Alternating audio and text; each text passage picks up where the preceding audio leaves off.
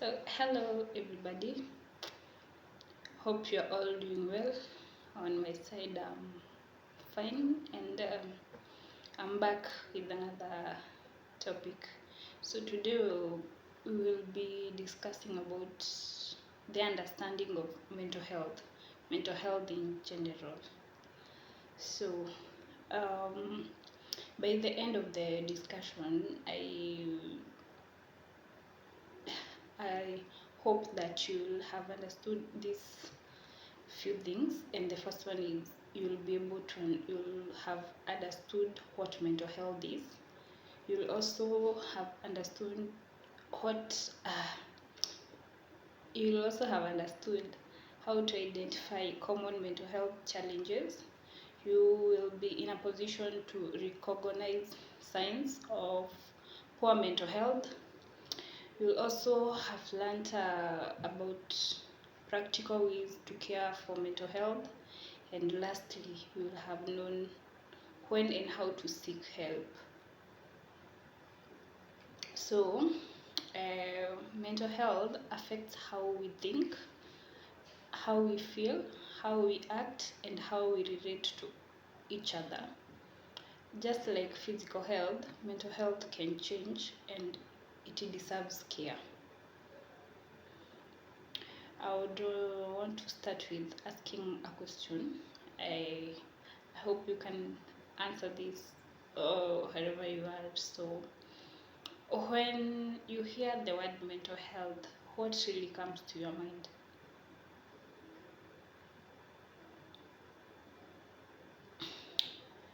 I'll start with the definition of what mental health is.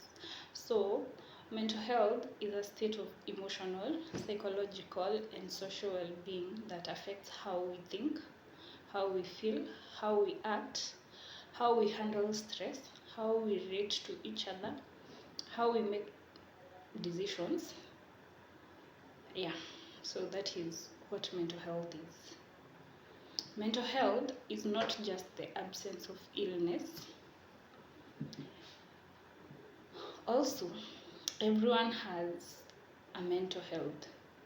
Good mental health helps us cope with daily life, but there is also the negative bit of not having a good mental health. So we'll be focusing on what mental health is and what mental health versus mental illness. Mental health is the overall well-being, and mental illness is a condition that affects our thinking, our mood, or even our behavior. Not in a positive way, but in a negative way. There are common mental health challenges, and I'll be discussing or giving examples of 5 of them. The first one is anxiety disorder, and this anxiety disorder also has a few examples. That is excessive worry or fear. There is restlessness. You can have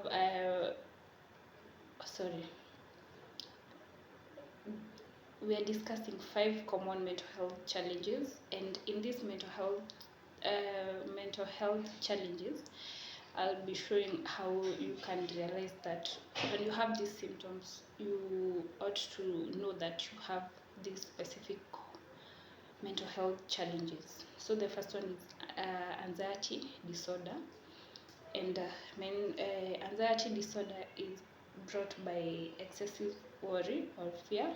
There is restlessness, there is poor sleep, and there is physical symptoms like heart racing or even sweating excessively. Another mental health challenge is depression, and under depression you'll see these symptoms, which are persistent sadness, there is loss of interest, there is fatigue, and there is feelings of hopelessness. The third one is stress, stress, there is overwhelm, you feel overwhelmed, there is irritability, you can have headaches, and there is burnouts. Then there is the fourth one, which is substance related mental health issue. This is when you use alcohol or other substances. And this comes when, in these forms, when you use substances to cope with what you are going through, or there is worsening anxiety or depression, you get mood swings, and there is loss of control. You cannot control yourself anymore. The fifth challenge is trauma or PTSD. In this way, you find yourself having flashbacks. There are nightmares. You can experience emotional numbness. You can experience hypervigilance. But mental health challenges can affect anyone, regardless of age, gender, or background. That is something we all have to understand, that mental health challenges can affect anyone, regardless of the age, gender, or background. There are signs of poor mental health, and I'll give an example of some. I'll give an example of some of them. I'll be giving emotional signs, then there are behavioral signs, and then there are physical signs. And on the emotional signs, you'll find that someone is having mood swings, or there are anger outbursts. Sometimes you can also be feeling empty or hopelessness. Yeah, so these are some of the emotional signs that show that your mental health needs a little bit of care. Then there are behavioral signs. Behaviors like isolation. You find that you have poor concentration. You cannot be able to concentrate well like you used to do before. There are things like changes in sleep or appetite. You are either unable to sleep or eat, or you sleep a lot, or your appetite is higher than it used to be. Then there is something like a risk-taking behavior. It's like a little bit like you have that I don't care attitude. Here you ought to take a little caution about your mental health and see if you have a problem with your mental health. Then there are physical signs, things like fatigue or prolonged fatigue, even without doing anything. Headaches, you can experience headaches. There is body aches, even without having done anything, you just have body aches. Yeah, so those are some of the signs of poor mental health. I'm just naming a few of them, but yeah, we can always do a little bit of research. Also, you can leave a comment under this video where you can tell me what are some of the signs that you have seen in yourself or others when you were struggling with mental health, or someone else was struggling with mental health who was close to you. I would really appreciate that. We can go to practical tools on how to care for mental health, and there's a number of them, like 5 of them, and I'll start with daily self-care being one of them, one of the tools how to care for yourself. And by daily self-care, I'm talking about you ensure that you have adequate sleep, Also ensure that you are able to have a balanced meal. And ensure that you have physical activities or you exercise, and also ensure that you rest and you have relaxation. Those are some of the daily self-care that we can practice to ensure that our mental health is taken care of. On to the second practical tool is emotional awareness. And under emotional awareness, you can do these three things. Make sure that you are able to name your feelings or what you are feeling. Another thing is ensuring that you can be able to journal. You can practice journaling.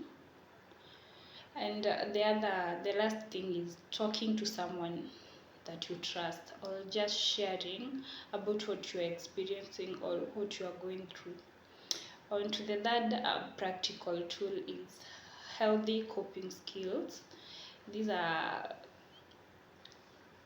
things that you can do anywhere or anytime that you feel like you are overwhelmed or it's like you're getting stressed up. These are things like you can have a deep breath or practice deep breathing. You can practice prayer or meditation. You can listen to cool music or the type of music that makes you calm or just relax. Then you can ensure that you exercise. And lastly, you can do creative activities. If you like drawing or anything generally that is art, just practice that. On to the fourth practical tool on how to care for your mental health is the social connection. Uh, by social connection, I mean you can ensure that you have support groups. Also ensure that you have the help of your family and friends or the people who are close to you. And lastly, you can participate in community involvements. If people are doing things like tree planting that comes relates with social beings, you participate in that. You can also practice charity work. That is what if that's what you like. Yeah, so those are some of the things that I'm talking about when I talk about community involvement. And the last practical tool in caring for your mental health is professional help. Asking for professional help. By professional help, you can ask for it from people like counselors, psychologists, also support groups, and there are medical professionals, people like psychiatry, and yeah, and the likes. I can guide you on a short exercise of how to deal with overwhelming situations that can affect your mental health. Like you can just take a deep breath, inhale for like 4 to 5 seconds. You hold your breath for like 4 or 5 seconds, then you can exhale, and you can repeat for 2 times or even 3 times until you are calm and you are relaxed, and you can be able to think, being in the moment.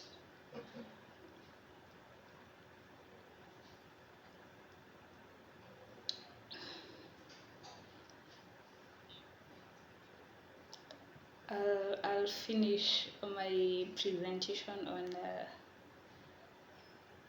stigma and when to seek help. Breaking mental health stigma. This breaking mental health stigma. Mental health struggles are not weakness. Also, seeking help is the strength, not a weakness. Silence increases suffering. And when when should you seek help? You should seek help when you realize that the symptoms that I might have said earlier last for more than 2 weeks. Also, when you realize that you cannot be able to function, like your daily functioning is affected, you are unable to concentrate on your daily functioning. And lastly, when your thoughts, when you have thoughts to want to self-harm yourself, or when you're having thoughts to want to self-harm. Lastly, taking care of your mental health is an act of self-respect. You are not alone, and help is available whenever you are ready to ask for it. So thank you, and hoping to see you in my next episode. And as always, please subscribe if you've not subscribed, comment, share, yes, and I really appreciate that. Thank you, and bye bye until we see each other again.